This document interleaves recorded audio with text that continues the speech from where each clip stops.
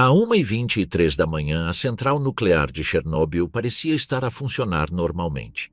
Os operadores acreditavam ter todas as variáveis sob controle, um símbolo do poder tecnológico que moldou a vida soviética. Mas o reactor tinha entrado num estado que nenhum deles conseguia reconhecer. Segundos depois, a energia interna ultrapassou todos os limites previstos e o núcleo foi exposto ao ar numa explosão sem precedentes. Assim começou uma libertação radioativa imparável. Em Pripyat, a vida seguia como se nada tivesse acontecido, enquanto partículas invisíveis desciam sobre a cidade e o mundo mudava sem que ninguém se apercebesse. O setor nuclear soviético, uma bomba relógio. O Ministério da Energia operava com uma lógica que subordinava a engenharia à política. A produção de eletricidade não era um indicador técnico, mas sim uma ferramenta para o Estado demonstrar controlo e eficiência. O encerramento de um reactor significava justificar atrasos perante funcionários que não toleravam interrupções. Cada diretor entendia que a continuidade era mais valiosa do que a prudência. Neste contexto, os reatores não eram tratados como sistemas complexos que exigiam flexibilidade, mas como engrenagens fixas numa máquina administrativa que necessitava de cumprir metas impostas de cima para baixo. Com o tempo, instalou-se uma cultura de silêncio. Sinais anômalos, flutuações de energia ou alertas internos eram transmitidos de forma atenuada por medo das consequências. Ninguém queria ser responsabilizado por reportar um problema que pudesse ser percebido como falta de controlo. A cadeia de comando filtrava a urgência das mensagens técnicas até se tornarem irreconhecíveis. Este hábito institucional afetou todas as centrais nucleares soviéticas. Mas, em Chernobyl, adquiriu particular importância devido ao tipo de reactor que aí operava. O reactor RBMK, escolhido pela sua capacidade e baixo custo, foi uma decisão tanto política como científica. O seu tamanho projetava potência, a sua eficiência ia ao encontro das necessidades do plano quinquenal, mas também incorporava características que exigiam transparência técnica e debate aberto entre especialistas. O sistema soviético, com a sua rígida hierarquia, não podia oferecer nenhuma das duas coisas. A estrutura que deveria suportar o reactor era, na realidade, incapaz de gerar o tipo de debate que a sua complexidade exigia. Desligar um reactor tornara-se um ato político.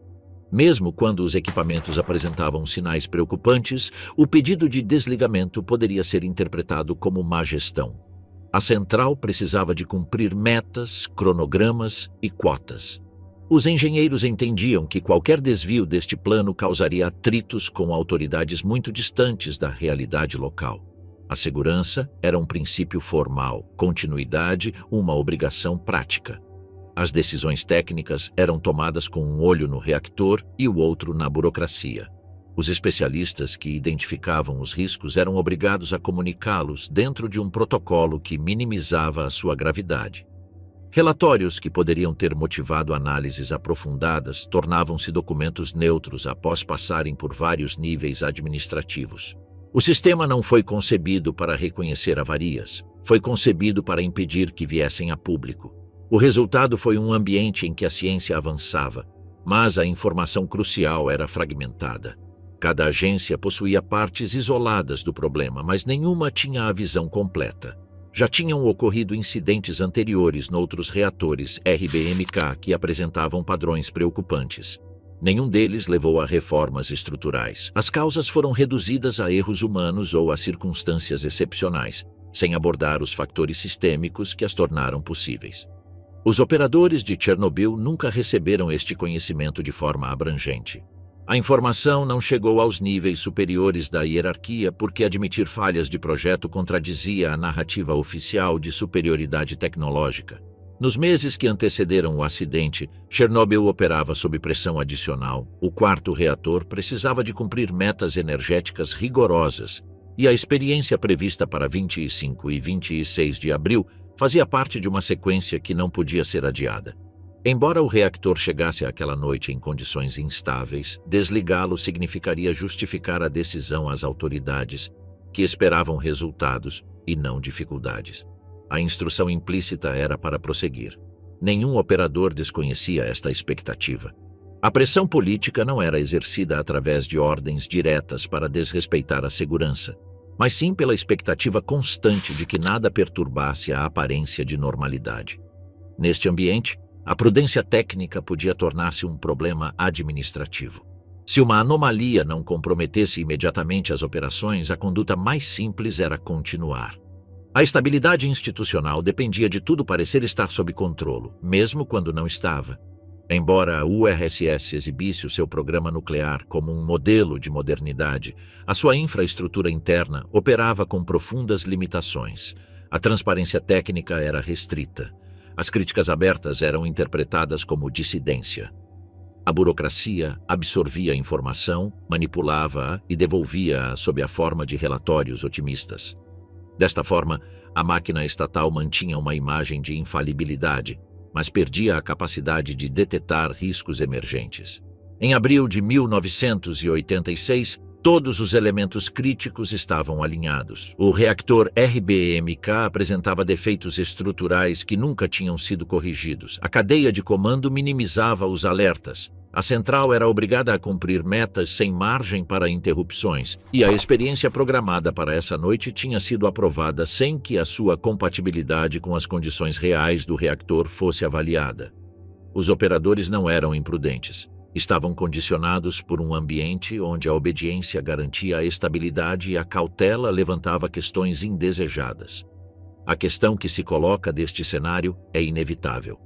O que acontece quando um sistema político incapaz de admitir falhas gere uma tecnologia que exige o reconhecimento, a análise e a correção constantes desses erros?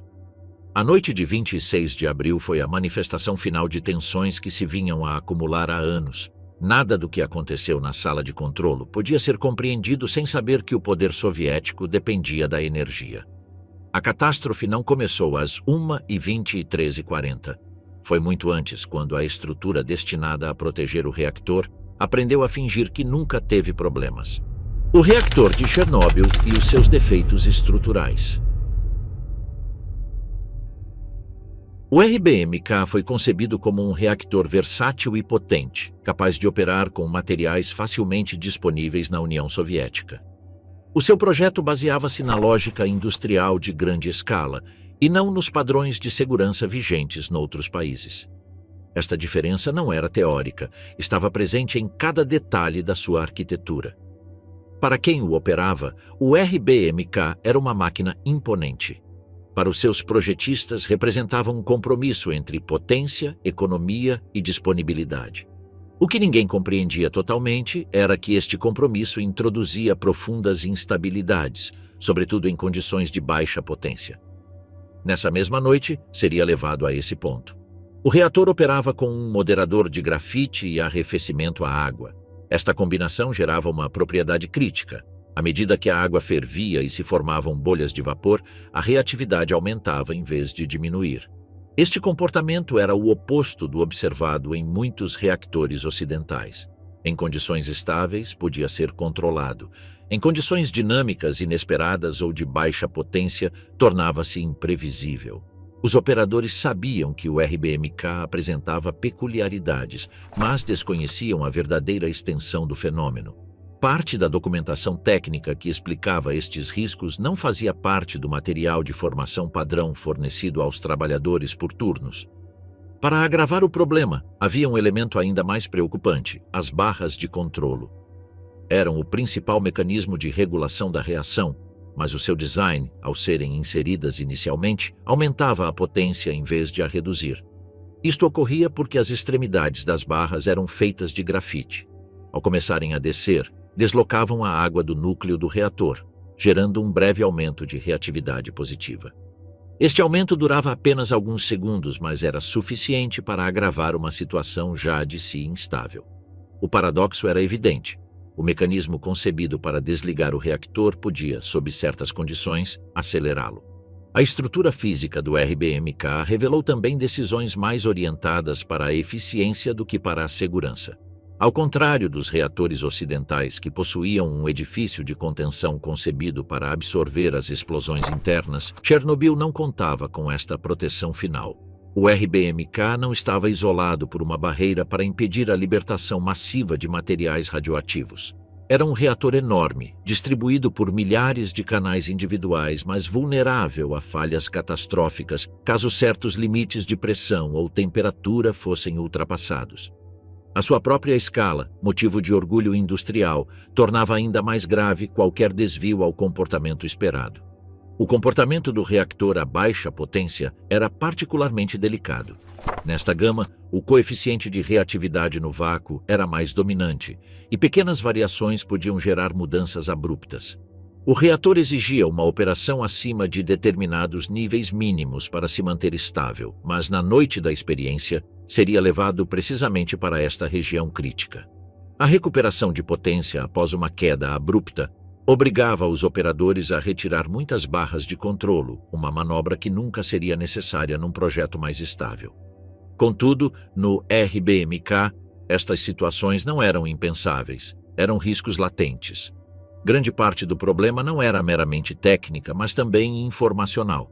Os operadores tinham manuais, gráficos e instruções, mas a compreensão completa do comportamento do RBMK estava fora do seu alcance. Muitos dos efeitos mais perigosos do projeto eram discutidos em círculos internos de engenharia e não nas salas de controlo. Esta fragmentação do conhecimento criou um ambiente no qual os diretamente responsáveis pelo reator confiavam que, apesar das suas peculiaridades, o sistema responderia como esperado. Esta confiança, alimentada por anos de funcionamento sem incidentes graves, mascarava um facto crucial.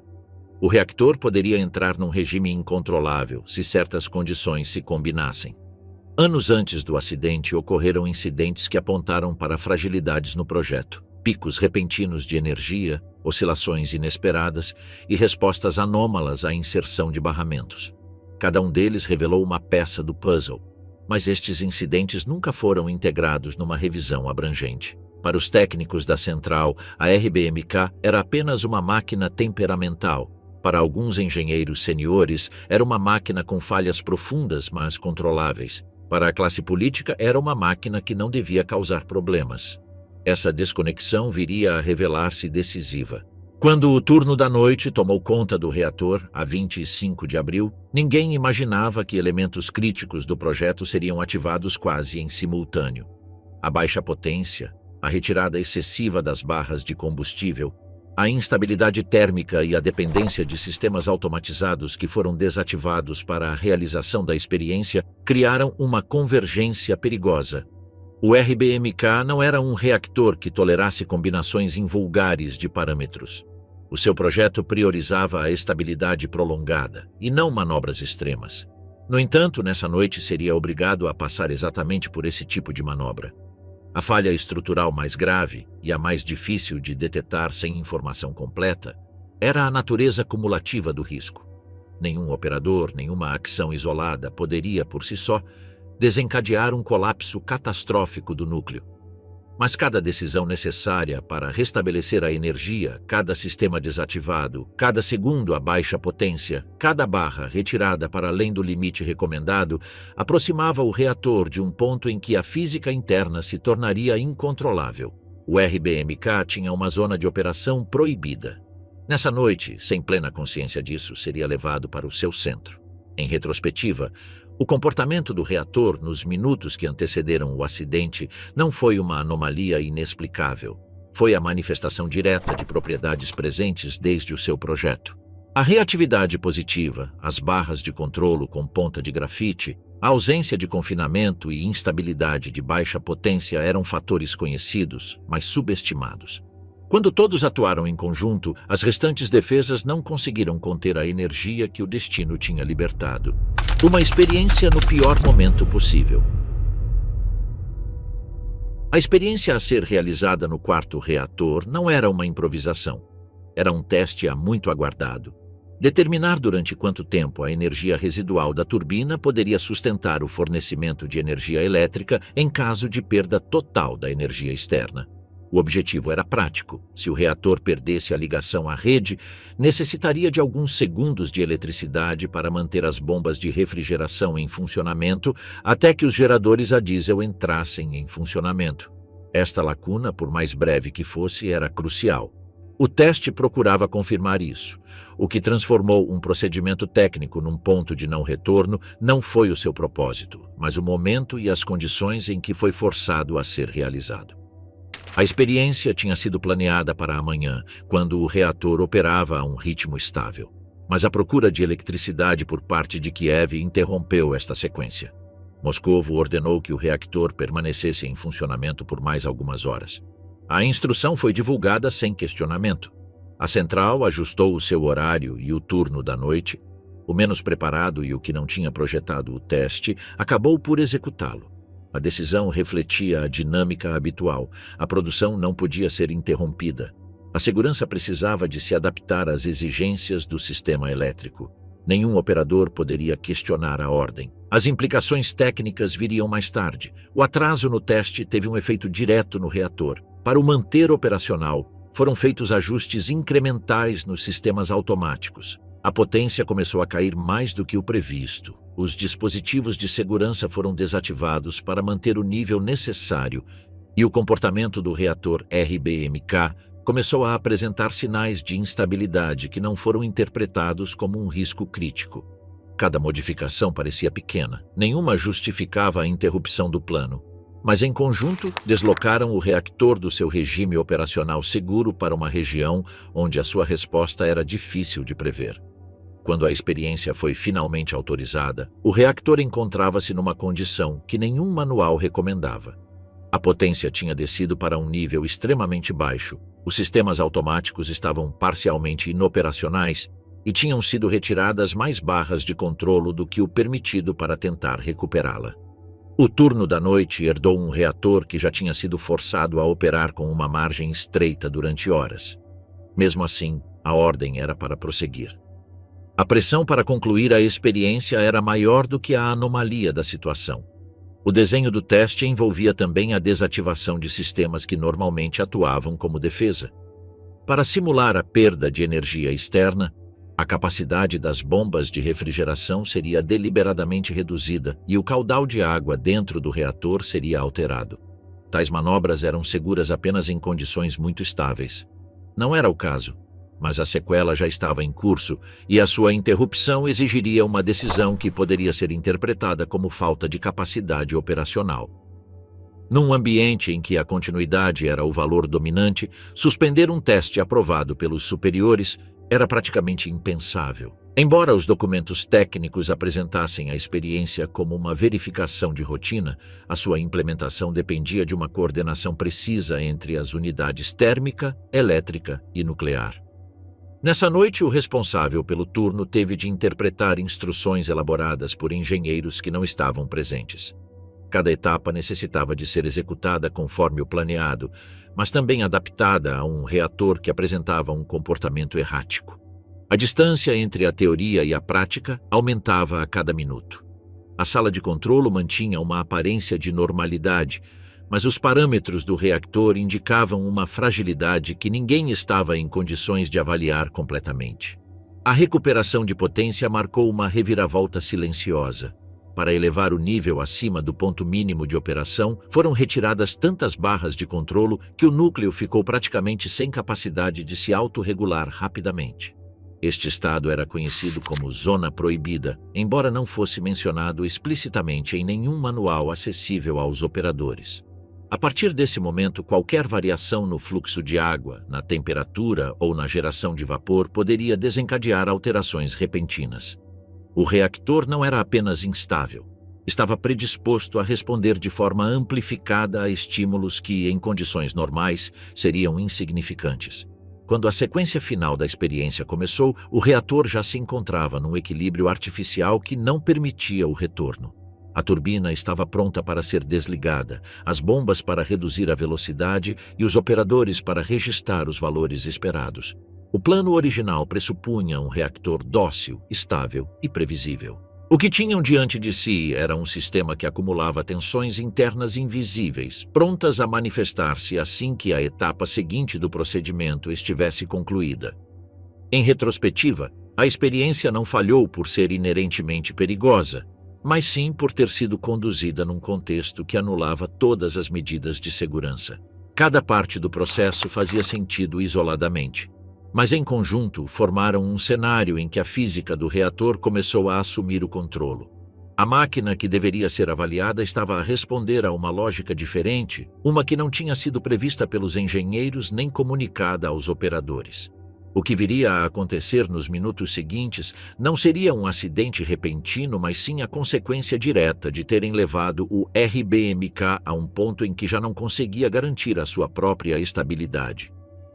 Quem estava realmente no controlo naquela noite? Seria a sala de controlo ou um reactor cujo comportamento divergia de tudo o que os operadores pensavam saber? A cadeia de erros na sala de controlo. Na véspera da experiência, a sala de controlo do quarto reactor mantinha um ritmo metódico, quase rotineiro. Os operadores executavam a sequência exatamente como a tinham recebido, ajustando parâmetros que, à primeira vista, pareciam funcionar normalmente. No entanto, por baixo destes indicadores estáveis, acumulavam-se tensões invisíveis. O reactor parecia estar a obedecer, mas cada correção aproximava-o de um ponto em que a resposta já não estava sob o controle dos operadores. A margem de segurança tornou-se tão estreita que qualquer manobra passou a ter um peso desproporcionado, embora ninguém parecesse reparar. O primeiro sinal crítico foi a potência extremamente baixa. Ela nunca deveria ter chegado a este nível. O reator estava a operar a um nível que tornava dominantes os efeitos de projeto mais perigosos. Para o recuperar, a equipa retirou barras de controlo em excesso. Esta ação não foi interpretada como um risco imediato. Tratava-se de uma manobra necessária para cumprir os parâmetros exigidos. Mas este ajuste aparentemente técnico deixou o reactor sem qualquer capacidade real de amortecer mudanças rápidas. A partir desse momento, qualquer variação poderia ser amplificada mais do que o esperado. Entretanto, os sistemas automáticos que normalmente teriam intervido foram desativados. Isso fazia parte da experiência, mas também enfraquecia diretamente as defesas do reator. Quando um sinal entrava numa zona anômala, os operadores não recebiam a assistência habitual dos reguladores automáticos. Tiveram de compensar manualmente flutuações que, em condições normais, nunca teriam chegado a esse ponto. A sala de controlo observava números a movimentarem-se dentro de limites aceitáveis, mas cada valor escondia um comportamento físico muito menos estável do que aparentava. A redução do caudal nas bombas de refrigeração exacerbou esta vulnerabilidade.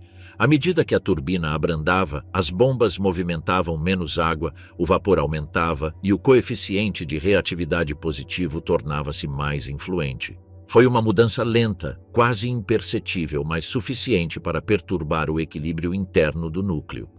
Os operadores interpretaram isto como uma parte natural do teste. O reactor, no entanto, estava a reagir a um estímulo que o impulsionava diretamente para a sua região mais instável. À medida que as etapas planeadas avançavam, a equipa começou a receber sinais contraditórios. Alguns instrumentos mostravam estabilidade, enquanto outros indicavam flutuações que não correspondiam à experiência anterior. Esta discrepância não gerou alarme imediato. Num sistema com tantas variáveis, as pequenas oscilações eram normais, mas estes não eram problemas menores. Refletiam um núcleo cujo comportamento estava a desviar-se da física com a qual os operadores estavam habituados a lidar. O reactor tinha entrado num regime onde as mudanças seguiam uma lógica cumulativa em vez de gradual. O ponto crítico ocorreu quando o operador Dyatlov autorizou o reactor a continuar a operar apesar da evidente instabilidade. A sua decisão não foi o resultado de uma imprudência impulsiva, como muitas narrativas simplistas sugerem. Refletia a cultura técnica predominante na época. Um reactor deveria ser controlado, não temido. Os parâmetros ainda não indicavam um risco irreversível, e o teste tinha de ser concluído. Esta combinação, um reactor que ocultava a sua verdadeira dinâmica e uma cadeia de comando que priorizava a continuidade, reduziu a margem para a interpretação dos indicadores de alerta. Nos minutos finais, a reatividade começou a aumentar com uma rapidez que ninguém previa. Os operadores não viram uma explosão iminente, viram um reactor que precisava de mais uma correção. A decisão de acionar o botão AS5, o desligar de emergência, era lógica para qualquer técnico. Mas esta lógica baseava-se numa premissa falhada, a de que as barras de controlo estabilizariam o núcleo. Não sabiam que o projeto iria gerar um pico inicial de energia. À medida que as barras começaram a descer, deslocaram a água nos canais inferiores e, durante alguns segundos, aceleraram a reação em vez de a abrandar. Este pico repentino superou completamente o tempo de reação humana. A sala de controlo não teve tempo para processar o que aconteceu a seguir. A energia aumentou repentinamente, os contadores ficaram sobrecarregados e deixaram de transmitir informações úteis. O reator já não estava a funcionar. Estava a falhar de uma forma que nenhum operador jamais tinha testemunhado ou imaginado ser possível. O núcleo não entrou em espiral descontrolada lentamente. Descambou para um regime físico nunca considerado no projeto original. Em meras frações de segundo, as defesas internas cederam. A pressão interna rompeu os canais de combustível e a estrutura começou a fraturar por dentro. Para os operadores não houve um momento claro que marcasse a transição entre um reactor instável e um reactor perdido. A sequela foi demasiado rápida para ser interpretada. A única coisa que era clara era que tinham perdido a capacidade de influenciar o sistema. Aquilo que durante anos fora uma máquina obediente tornou-se, numa questão de instantes, um sistema que recusava qualquer correção humana. A sala de controlo deparou-se com uma realidade para a qual não havia formação. Um reactor que já não respondia a nenhum comando conhecido. Em que segundo exato o reator deixou de ser uma máquina controlável e passou a ser um sistema físico autônomo caminhando para a explosão? Nenhum operador sabia disso na altura. E quando tentaram perceber o que tinha acontecido, o núcleo já estava a ser destruído por dentro. A explosão. Às 1h23 e 40 segundos, a dinâmica interna do reactor ultrapassou todos os limites possíveis. Quando os operadores acionaram o fecho de emergência, as barras de controlo começaram a descer, mas o RBMK respondeu com uma força oposta. O grafite nas extremidades das barras deslocou a água dos canais inferiores e gerou um aumento de reatividade positiva precisamente na zona mais sensível do núcleo. Aquele aumento repentino não foi despiciando. Foi suficiente para desequilibrar a situação instável e desencadear uma reação que ninguém conseguia travar. Numa questão de segundos, a potência do reator subiu para níveis impossíveis de medir com os instrumentos da sala de controlo. Tudo ficou saturado.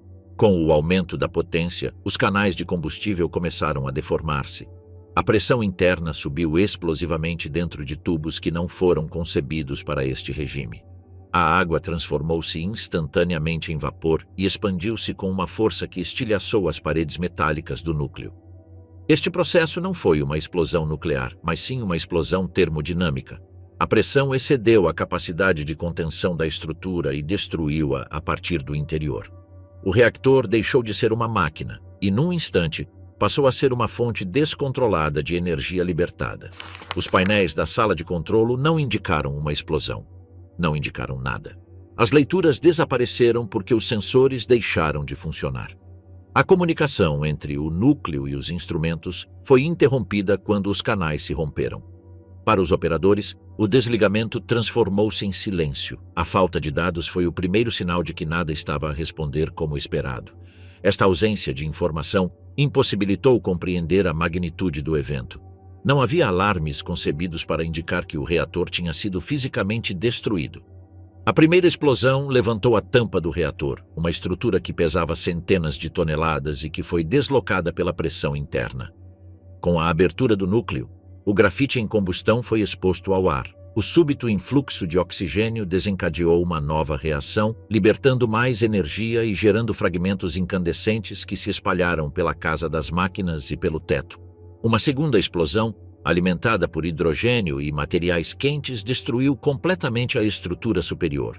O edifício não foi concebido para resistir a um evento desta magnitude.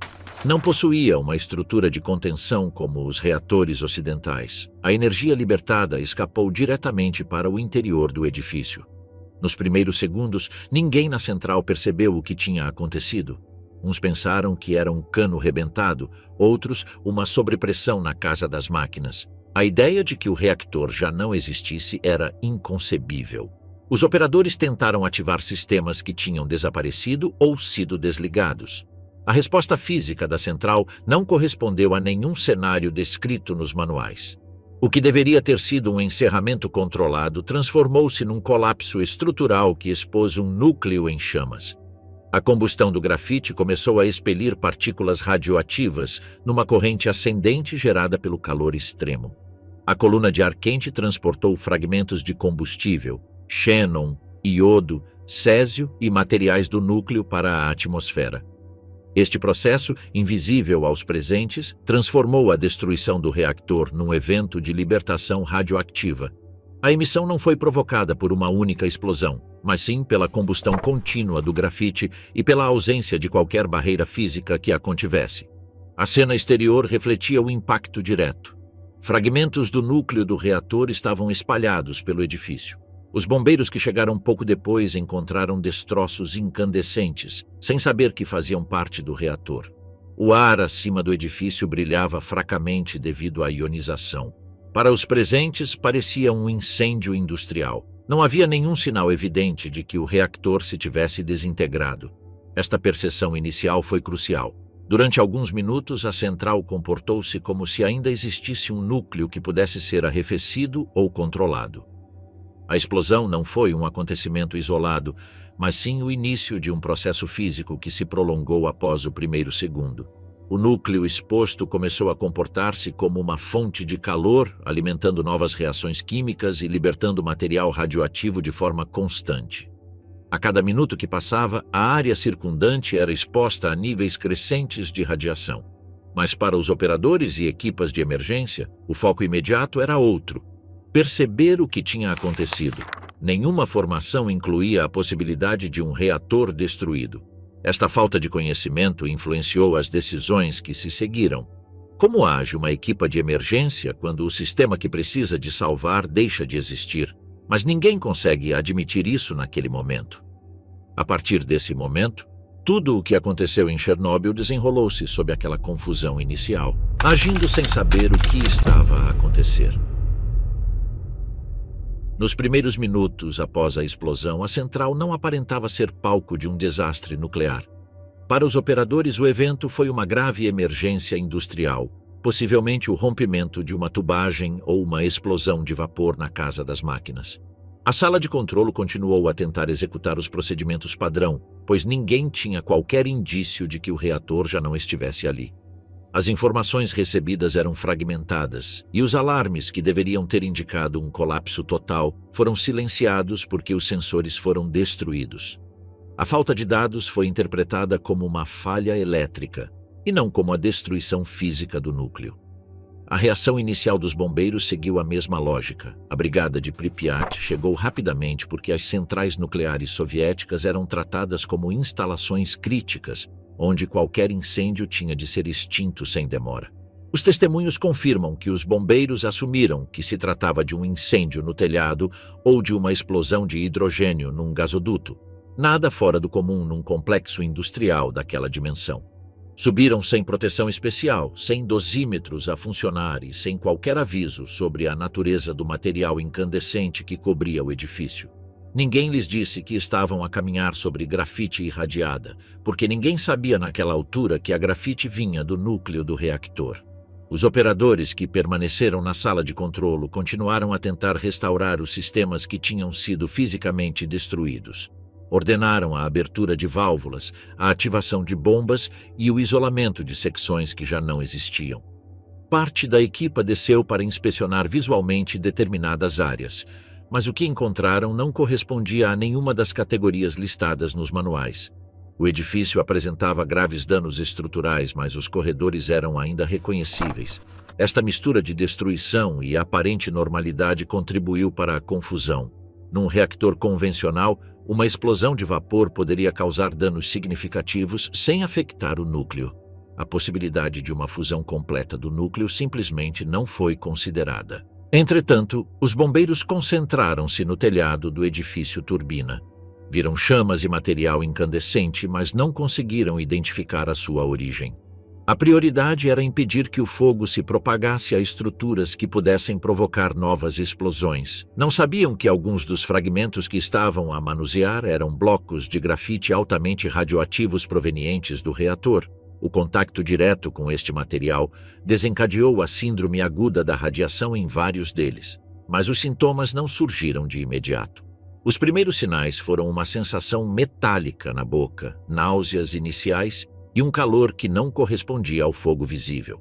Nenhum destes sinais foi interpretado como radiação. Presumiu-se que se tratava de exaustão ou inalação de fumo. No edifício principal, o engenheiro Akimov e o operador Toptunov tentavam restabelecer a circulação da água no reactor, convencidos de que o núcleo ainda estava intacto, mas sem refrigeração. A ordem para aumentar o caudal foi cumprida mesmo com os canos destruídos. A lógica operacional era sólida. Se o reator estivesse a sobreaquecer, aumentar o fluxo de água poderia evitar a fusão do núcleo. Mas na realidade estavam a enviar água para uma estrutura inexistente. Esta desconexão entre a percepção e a realidade foi um dos fatores mais trágicos daquelas primeiras horas. Cada ação visava proteger um reator que já não podia ser salvo. Entretanto, alguns bombeiros que tinham subido ao telhado começaram a sofrer queimaduras na pele através da farda. Não entendiam a causa. As chamas não eram suficientemente intensas para produzir este efeito. Atribuíram o sucedido a faíscas ou ao calor direto de destroços. A radiação ionizante não causa dor imediata. Os seus efeitos surgem minutos depois e este atraso ajudou a manter uma sensação de normalidade. Ninguém acreditava que estivesse perante um evento nuclear porque nada nas suas experiências anteriores o sugeria. A palavra radiação não foi pronunciada naqueles primeiros minutos. A comunicação entre departamentos era errática. As linhas telefônicas estavam fora de serviço devido a danos estruturais e interferências elétricas. Algumas ordens foram dadas verbalmente, outras perderam-se. Os supervisores de turno solicitaram dados sobre a potência do reator, mas apenas receberam leituras a zero. A leitura era absurda. Um reactor não passa de funcional a inoperante num instante. A hipótese mais razoável, baseada em experiências anteriores, era a de que os sensores tivessem sido danificados na explosão. Ninguém interpretou a leitura zero como literal. Do lado de fora, os habitantes de Pripyat começaram a reparar numa luz invulgar no céu. Uma coluna azulada erguia-se do edifício do reactor 4. Esta luminescência não provinha da combustão convencional, mas sim da ionização do ar provocada pela radiação extremamente elevada. Para os moradores, foi uma visão estranha, mas não ameaçadora. Não havia cheiro, fumo perceptível ou sinais aparentes de perigo. A radiação, por ser invisível, não gerou uma sensação de emergência imediata.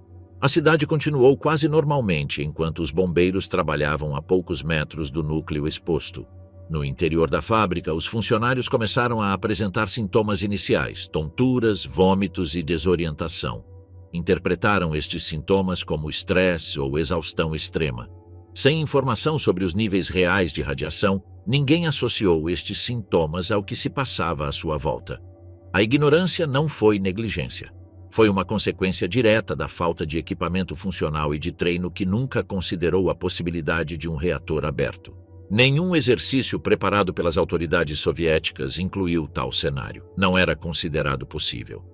Em várias zonas, a radiação atingiu níveis que destruíram equipamentos eletrônicos. Peças inteiras de equipamento tornaram-se inutilizáveis em minutos. Os bombeiros viram as suas lanternas falharem inexplicavelmente. Os operadores perceberam que instrumentos que funcionavam há anos deixaram de responder.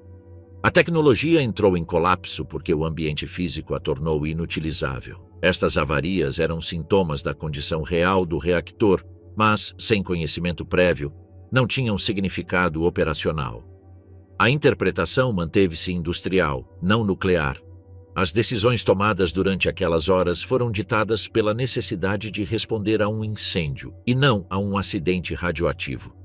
Foram feitas tentativas para entrar no edifício do reator, mas a densidade do material radioativo incapacitou os trabalhadores em poucos minutos.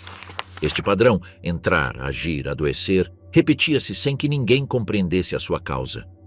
A urgência em encontrar uma solução prática estava intrinsecamente ligada à incapacidade de compreender a raiz do problema. A situação não era dramática pelo que era visível, mas sim pelo que ninguém conseguia ver. Moscovo. Silêncios, atrasos e decisões baseadas em informação incompleta. Nas primeiras horas após o acidente, as informações que chegavam a Moscovo eram tão fragmentadas como as que circulavam no interior da central. As comunicações eram feitas através de linhas telefônicas instáveis, intermediários locais e funcionários que interpretavam dados incompletos. A mensagem inicial não descrevia um reator destruído, mas sim um incêndio no edifício do turbogerador. Apareceu a palavra explosão, mas sem qualquer contexto técnico. Para os responsáveis do Ministério da Energia, o relatório sugeria uma emergência grave, mas controlável. Ninguém imaginava que o núcleo do reator estivesse exposto ao ar livre. Esta hipótese simplesmente não fazia parte da mentalidade da indústria nuclear soviética. O impacto desta percepção foi imediato. Foram dadas ordens para manter a calma, evitar declarações precipitadas e aguardar por uma análise mais detalhada. A pressão política ditava extrema cautela na comunicação de incidentes nucleares. Havia o receio de provocar alarme internacional, admitir fragilidades ou fornecer material de propaganda para o Ocidente. Por isso, mesmo antes de compreender o que tinha acontecido, foi tomada uma decisão crucial: controlar a narrativa. Este controlo atrasaria as ações críticas, pois as autoridades deram prioridade à estabilidade institucional em detrimento de uma avaliação transparente de um risco que ainda não compreendiam. Embora Moscovo exigisse relatórios precisos, a central não conseguiu fornecê-los. Os instrumentos foram destruídos, os dosímetros de alta capacidade eram escassos e muitos estavam sobrecarregados. Os técnicos locais apenas conseguiam transmitir observações parciais. Luzes invulgares, focos de incêndio isolados, sintomas físicos entre os funcionários, danos estruturais, material incandescente no teto. Sem medições fiáveis, não havia dados oficiais sobre a radiação. Esta falta de dados levou alguns funcionários a concluir que o reator estava provavelmente intacto. Era uma inferência lógica dentro do pensamento técnico soviético, mas completamente contrária à realidade. O primeiro conflito entre a central elétrica e as autoridades ocorreu quando se discutiu a possibilidade de encerrar Pripyat. A liderança local, face ao aumento dos sintomas entre bombeiros e operadores, recomendou uma medida de precaução. Moscovo, no entanto, considerou a ideia prematura. A evacuação de uma cidade inteira exigia a justificação da decisão com dados concretos, e esses dados não estavam disponíveis. Além disso, uma evacuação em massa implicava o reconhecimento de um acontecimento de grande magnitude, algo com consequências políticas e diplomáticas imediatas. Decidiu-se, então, esperar. Esta espera prolongou a exposição de dezenas de milhares de pessoas por quase 2 dias. O atraso também não se deveu à indiferença. Decorreu da falta de informação e de um sistema hierárquico que penalizava os erros de interpretação. Nenhum funcionário queria declarar um desastre nuclear sem provas irrefutáveis. A memória institucional de acidentes anteriores, como o de Kyshtym, mostrou que o custo de admitir uma falha era extremamente elevado. Esta experiência moldou o comportamento. Antes de transferir à população, o estado do reator tinha de ser confirmado. Mas confirmar o estado do reator era impossível porque este tinha desaparecido fisicamente. O sistema administrativo ficou preso num ciclo interminável de verificação. A primeira resposta técnica enviada de Moscovo consistiu numa equipa especializada liderada por engenheiros e funcionários do ministério. O seu objetivo era avaliar a situação no local e estabelecer um diagnóstico definitivo. Quando chegaram, verificaram que a descrição da central não correspondia ao que viram. O edifício do reator estava destruído. Havia grafites em chamas a céu aberto e níveis de radiação que inutilizavam os instrumentos em segundos. O contraste entre o relatório anterior e a realidade foi imediato. As autoridades perceberam que não se tratava de um incêndio industrial, mas sim de uma fuga maciça de material radioativo. Esse reconhecimento marcou um ponto de viragem. Moscovo foi informada de que o reactor 4 tinha sofrido destruição total. Era uma expressão formal que implicava um cenário anteriormente considerado impossível. A resposta central mudou o seu foco. Já não se tratava de controlar um incêndio, mas de gerir um grande acidente nuclear. No entanto, mesmo nesse momento, a comunicação com o exterior manteve-se limitada. A estabilidade social e a não interferência com a comunidade internacional foram priorizadas. Só após horas de deliberação foi tomada a decisão de preparar a evacuação de Pripyat. O destacamento de recursos militares e logísticos iniciou-se imediatamente após a confirmação da magnitude do acidente. Helicópteros, unidades de proteção química, brigadas médicas e forças de segurança foram rapidamente mobilizados. Mas esta mobilização ocorreu sob a sombra de decisões tardias. As equipas que chegaram encontraram a situação já avançada. Pessoas expostas desde a noite anterior, operadores em estado crítico e um núcleo em chamas que continuava a libertar material radioativo sem interrupções. A dimensão da resposta teve de compensar as horas perdidas devido a um diagnóstico incorreto. Um dos debates internos mais sensíveis surgiu quando se discutiu se o resto do país e a comunidade internacional deveriam ser informados. A URSS tinha um historial de lidar com incidentes radioativos sem divulgação pública, mas um reator aberto era impossível de esconder. A nuvem radioativa estava a deslocar-se para norte e atingiria outros países em poucos dias. Ainda assim, o anúncio oficial foi atrasado mais do que o razoável porque as autoridades estavam a avaliar como comunicar o evento sem admitir responsabilidade estrutural. A narrativa inicial falava de uma situação controlada, embora não houvesse um controlo real. A pressão política dentro do Politburo intensificou-se quando começaram a circular notícias de hospitais sobrecarregados e bombeiros em estado crítico. Esta informação contrastava fortemente com os relatórios técnicos, que ainda minimizavam a extensão dos danos. A dualidade entre o que a física dos reatores estava a produzir e o que o sistema político estava disposto a admitir criou atritos internos. Alguns funcionários exigiam medidas drásticas, outros insistiam em manter a cautela até que todos os dados estivessem disponíveis. Mas os dados, no caso de um reator destruído, nunca chegariam com total precisão. Finalmente, a decisão de evacuar Pripyat foi tomada quando já não havia mais argumentos para a adiar. Os níveis de radiação eram inegáveis e os sintomas entre a população estavam a aumentar. A evacuação foi organizada de forma rápida e eficiente, refletindo a capacidade soviética de mobilizar grandes estruturas em pouco tempo. Mas chegou tarde demais, não por falta de vontade, mas porque o quadro institucional não estava preparado para agir sem informação verificável e num cenário que ultrapassava tudo o que tinha sido previsto pelo projeto político e técnico do sistema nuclear. O dilema central daquelas primeiras horas não era a indiferença nem a negligência.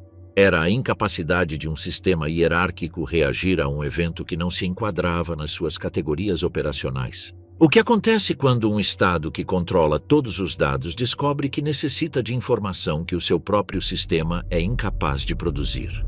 Um desastre que avançou mais depressa do que a informação. Nas horas que se seguiram à explosão, o reator aberto começou a comportar-se como uma fonte contínua de partículas radioativas. Não houve uma única explosão que libertasse todo o material. A dispersão propriamente dita ocorreu através de um processo contínuo. A queima do grafite gerou correntes térmicas ascendentes que transportaram fragmentos microscópicos do núcleo para a atmosfera. Esta dinâmica transformou o edifício destruído num emissor persistente. A magnitude da libertação não era óbvia para os presentes. A radiação não era visível, não tinha cheiro e não gerava sinais imediatos que pudessem ser medidos sem instrumentos. A fábrica estava a emitir radionuclídeos a uma escala que superava qualquer acidente industrial conhecido, mas a maioria das pessoas próximas do local continuava a comportar-se como se estivesse perante um incêndio estrutural e nada mais. O primeiro vetor de dispersão foi a própria pluma térmica ascendente do reator. O calor extremo ionizou o ar e gerou um fluxo vertical estável, capaz de transportar material a alturas de centenas de metros. A esta altitude, as massas de ar começaram a transportar a nuvem radioativa para norte e para oeste. Foi um movimento silencioso, impulsionado por fatores meteorológicos que ninguém na central monitorizava, pois a prioridade continuava a ser o controlo dos incêndios visíveis. As decisões operacionais não tiveram em conta o comportamento atmosférico, porque a natureza do acidente ainda não tinha sido totalmente diagnosticada. Isto permitiu que a primeira fase de dispersão decorresse sem controlo. Localmente, a radiação começou a depositar-se sobre Pripyat sob a forma de poeira invisível. As crianças brincavam nos parques. As famílias passeavam pelas avenidas e as bicicletas continuavam a circular. As atividades diárias decorriam normalmente, pois não havia qualquer aviso oficial de perigo. A cidade, construída como um emblema da modernidade e eficiência soviéticas, permaneceu exposta a níveis crescentes de radiação durante quase 36 horas sem receber informações claras. Algumas pessoas apresentaram irritação na garganta, náuseas ou um sabor metálico persistente, mas estes sintomas foram atribuídos ao estresse ou ao fumo do incêndio. Como a radiação não forneceu sinais claros, não desencadeou um alarme espontâneo na população. Os primeiros hospitais começaram a reportar um padrão invulgar. Os bombeiros e os operadores apresentavam queimaduras que não correspondiam a lesões térmicas.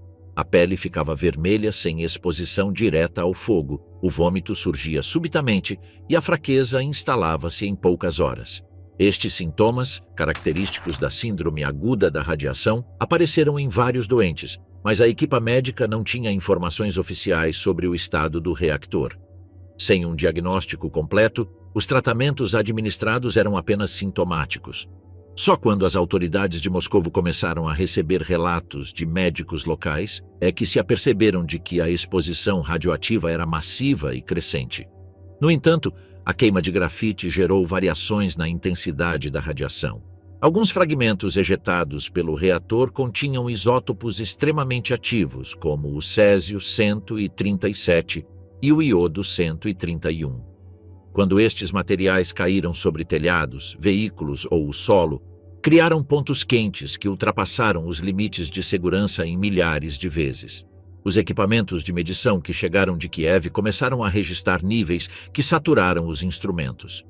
Foi a primeira evidência direta de que a dispersão não era um fenômeno localizado.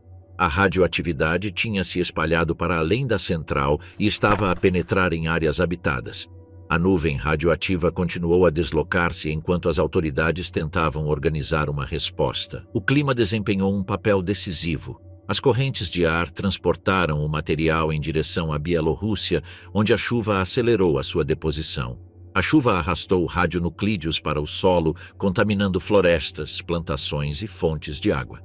Os sensores nos países escandinavos detetaram um aumento repentino da radiação dias depois, tornando-se o primeiro indício internacional de que algo de grave tinha ocorrido na URSS. A reação global precedeu a confirmação soviética, aumentando a pressão política sobre a gestão interna do desastre. A situação na central naqueles dias era uma corrida contra um fenômeno difícil de conter. O núcleo exposto continuava a aquecer e a radiação prejudicava qualquer operação nas proximidades.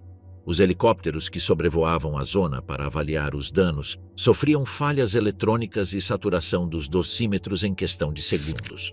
A estratégia improvisada de lançar materiais absorventes do ar enfrentou dificuldades devido à intensidade do calor, que distorcia o fluxo ascendente. A intervenção humana era limitada pelas leis da física. Qualquer pessoa que permanecesse muito perto do reactor recebia doses letais. Focos secundários continuaram a alimentar a propagação do incêndio. Cada fragmento de grafite em chamas atuava como um foco local. Apesar dos esforços extraordinários dos bombeiros para extinguir as chamas, algumas áreas arderam intermitentemente durante dias. A estrutura danificada dificultava o acesso e a radiação debilitava a equipa. Não existia um protocolo específico para trabalhar nestas condições. A estratégia foi pragmática: desligar tudo o que fosse possível, remover o material radioativo quando a exposição o permitisse e manter o resto da equipa a uma distância segura. Esta falta de um plano formal não refletia a improvisação, mas sim a ausência de precedentes para um reactor completamente destruído. Entretanto, o governo central preparava a evacuação de Pripyat, que finalmente ocorreu a 27 de abril. A população foi instruída para abandonar temporariamente as suas casas, levando apenas o essencial. As autoridades, sem compreenderem totalmente a extensão da dispersão, acreditavam ainda que a evacuação seria breve. Esta premissa moldou a logística e a mensagem. A medida foi apresentada como uma deslocalização temporária. No entanto, a radioatividade já tinha contaminado a cidade de forma irreversível. O material depositado nas ruas, parques e telhados tornou qualquer retorno impossível. Pripyat, sem que os seus habitantes o soubessem, tornara-se permanentemente inabitável. A nível regional, as autoridades começaram a monitorizar o leite, a água e os alimentos. O iodo 131, um dos radionuclídeos mais perigosos devido à sua acumulação na glândula tiroideia, foi detectado em animais e plantações. A distribuição dos comprimidos de iodo foi atrasada e incompleta. O atraso refletiu mais uma vez o impacto da falta de diagnósticos precisos nas primeiras horas. Onde faltava informação, as decisões foram adiadas. O intervalo entre a explosão e as primeiras medidas preventivas permitiu que a contaminação se propagasse sem controlo. À medida que a nuvem radioativa continuava a deslocar-se, a URSS enfrentava um dilema multifacetado: conter a propagação no local, proteger a população local, gerir a contaminação regional, lidar com a crescente pressão internacional e compreender a física do fenômeno. Cada uma destas frentes exigia informações que chegavam lentamente, fragmentadas e, por vezes, contraditórias. O reactor destruído tornou-se um problema que afetou simultaneamente a política, a ciência, a medicina e a logística. O julgamento de 1987. Responsabilidade num sistema que não permitia falhas. O julgamento de 1987 na Casa da Cultura de Chernobyl não foi concebido apenas para estabelecer a responsabilidade técnica. Foi um processo cuidadosamente orquestrado pelo Estado soviético para oferecer uma explicação pública que atendesse às necessidades políticas da época. O país enfrentava um acidente sem precedentes, cuja magnitude era impossível de ocultar e cujas consequências sanitárias, econômicas e diplomáticas continuavam a desenrolar-se.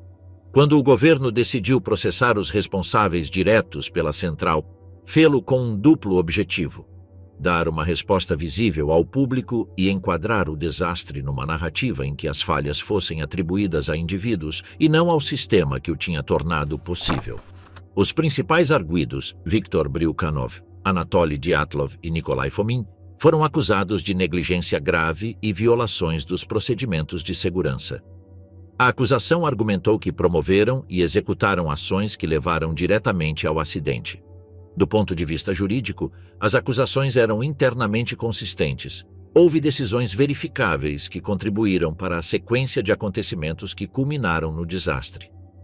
Mas o acórdão omitiu elementos essenciais: o projeto defeituoso do reactor RBMK, a falta de informação técnica retida pelos escalões superiores e o ambiente burocrático em que operar um reactor significava cumprir objetivos políticos em vez de critérios de segurança.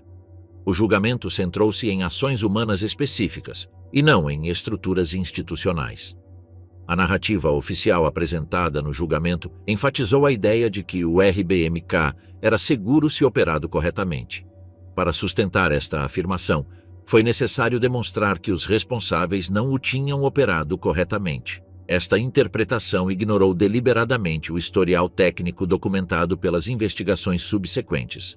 O coeficiente de reatividade positivo, as barras de controlo com ponta de grafite, as instabilidades de baixa potência e a ausência de sistemas de contenção externa foram todos fatores independentes do comportamento humano.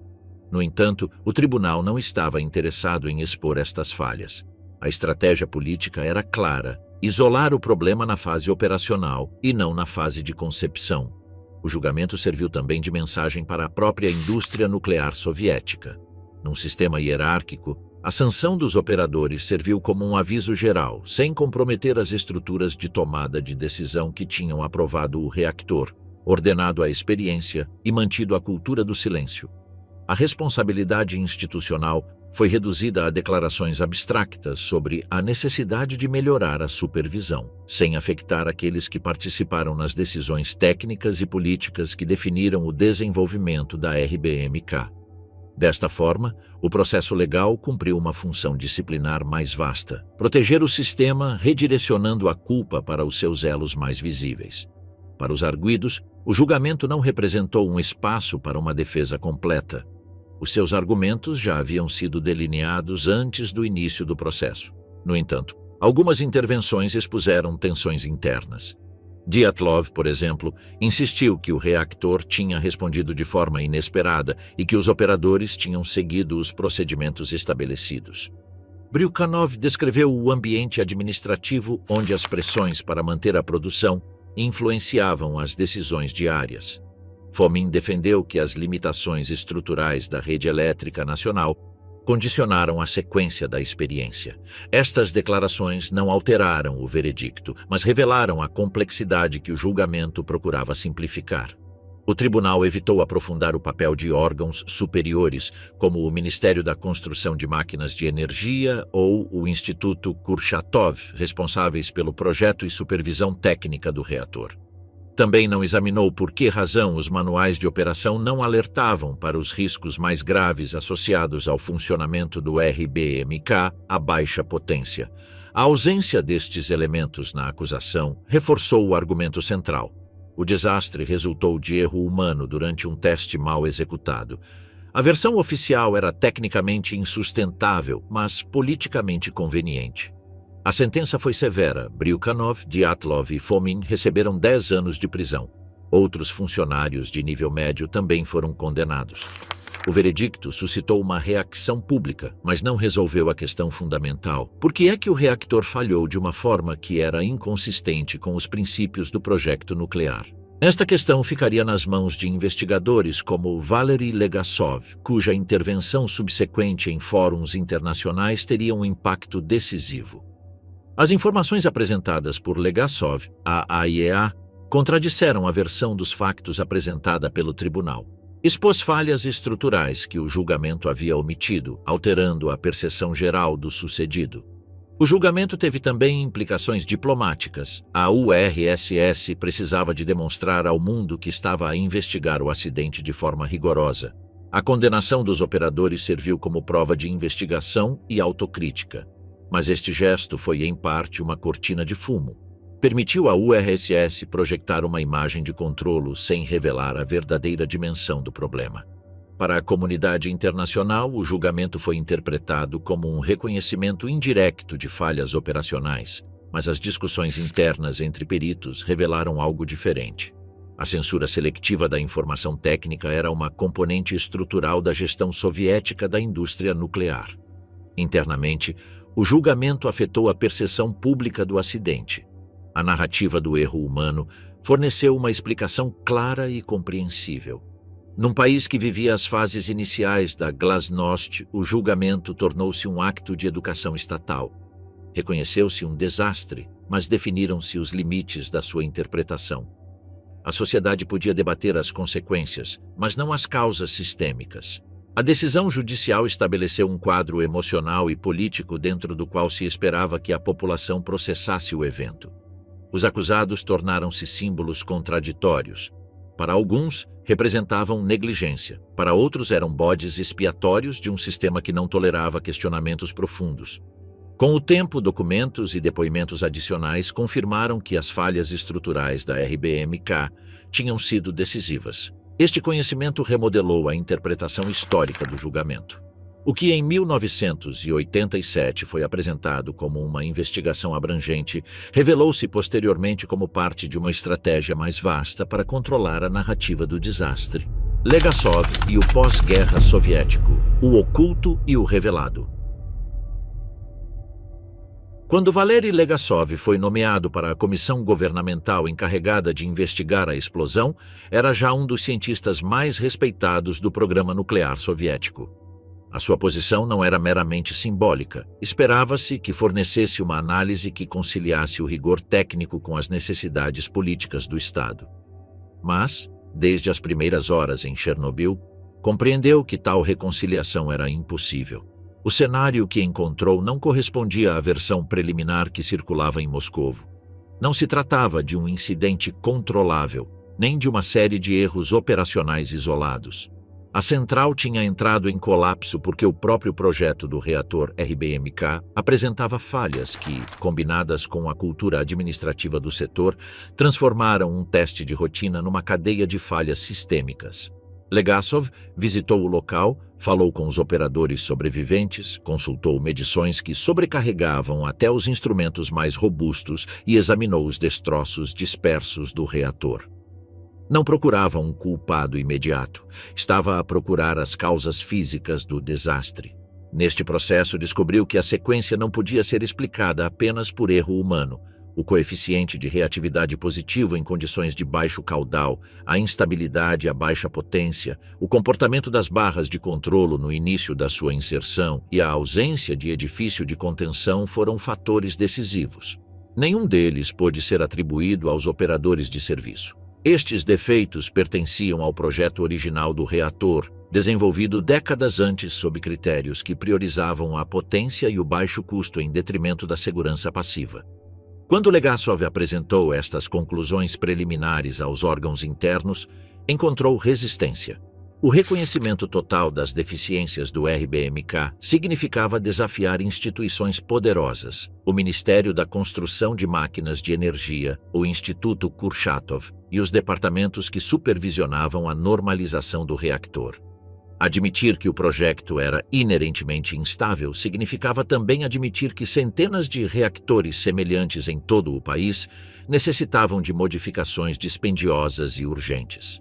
A dimensão do problema ia para além do acidente. Impactava diretamente a matriz energética soviética. A tensão entre a precisão técnica e a estabilidade política atingiu o seu auge antes da Conferência de Viena, onde a URSS iria apresentar um relatório à AIEA. Legasov participou na elaboração do documento preparado para aquele fórum e insistiu para que as deficiências do RBMK fossem explicitamente declaradas. As suas notas internas, agora públicas, mostram que insistiu em descrever a instabilidade do reactor, as falhas nas barras de controlo e o projeto de não contenção. Mas o documento oficial enviado para Viena foi editado por outras agências antes da sua apresentação. O que foi apresentado internacionalmente foi uma versão atenuada, que reconhecia os problemas, mas não admitia a magnitude estrutural da falha de projeto. No entanto, a apresentação de Legasov em Viena alterou o tom esperado. Embora tenha seguido a linha oficial, introduziu elementos que sugeriam falhas mais profundas do que meramente operacionais. A sua intervenção insinuou o que o relatório não declarava explicitamente. Foi uma mensagem cuidadosamente elaborada. Dentro dos limites impostos pelo Estado, Legasov tentou abrir espaço para a discussão sobre a vulnerabilidade do projeto. Os especialistas estrangeiros compreenderam o sinal. A comunidade técnica internacional reconheceu que o RBMK necessitava de reformas urgentes. Quando regressou à URSS, Legasov esperava um debate alargado e uma resposta estrutural. Mas o aparelho de Estado operava segundo uma lógica diferente. As modificações no reactor RBMK foram implementadas gradualmente e corrigiram os aspectos mais perigosos. As barras de controlo foram alteradas, os coeficientes de reação foram ajustados e sistemas automáticos, até então inexistentes, foram introduzidos. Estas reformas confirmaram que os defeitos identificados eram reais, mas a narrativa oficial não o reconheceu publicamente. Continuou-se a afirmar que o acidente foi causado principalmente por violações de procedimentos. Este contraste entre as reparações técnicas e a explicação política deixou Legasov numa posição contraditória, dividido entre a sua responsabilidade científica e as limitações do sistema. Nos anos seguintes, a saúde do cientista deteriorou-se. Tal deveu-se não só à radiação a que foi exposto, embora a exposição tenha sido considerável, mas também ao impacto psicológico de trabalhar dentro de um sistema que o impedia de reconhecer plenamente a verdade técnica. As suas gravações posteriores, feitas como reflexões pessoais, revelam a tensão acumulada. Neles, descreve a sua frustração com uma estrutura burocrática que impedia reformas profundas. Fala de documentos suprimidos, relatórios editados e da resistência em aceitar que o reactor apresentava falhas conhecidas muito antes do acidente. Não estava a tentar escrever uma denúncia política. Estava a tentar registrar a realidade técnica na perspectiva de alguém que participou na investigação mais próxima do acidente. O suicídio de Legasov, 2 anos após o desastre, tornou-se um símbolo involuntário. Não estava apenas relacionado com Chernobyl. mas o peso do acidente e a impossibilidade de transformar o sistema influenciaram os seus últimos anos. Após a sua morte, algumas das suas gravações vazaram para a comunidade científica e o seu conteúdo obrigou o governo a reexaminar a versão oficial. Eventualmente, partes da narrativa foram ajustadas e reconheceu-se a necessidade de rever o projeto do RBMK com novos critérios de segurança. O que o acórdão omitiu veio ao de cima em documentos posteriores, reforçando a realidade que Legasov tentara impor desde o início. O legado do cientista foi marcado por um paradoxo. Foi uma figura central na contenção do desastre, mas a sua influência mais profunda surgiu após a sua morte, quando os seus alertas começaram a circular informalmente, gerando revisões institucionais que o sistema tinha evitado enquanto foi vivo. O acidente de Chernobyl serviu de catalisador para mudanças tardias, mas estruturais. A política energética soviética, a gestão da informação e a supervisão técnica dos reatores foram reexaminadas nos anos seguintes. No entanto, este processo revelou algo mais abrangente: a dificuldade de um sistema centralizado em admitir falhas que têm origem na sua própria estrutura. O período soviético do pós-guerra, depois de Chernobyl, não foi de conclusões, mas de tensões abertas. A indústria nuclear continuou a operar, contudo sob a sombra do acidente. O reator RBMK manteve-se em serviço durante décadas, embora bastante modificado. O julgamento foi reinterpretado em investigações subsequentes. E as palavras de Legasov, inicialmente marginais, tornaram-se um ponto de referência para compreender não só como ocorreu o desastre, mas por que é que não pôde ser evitado.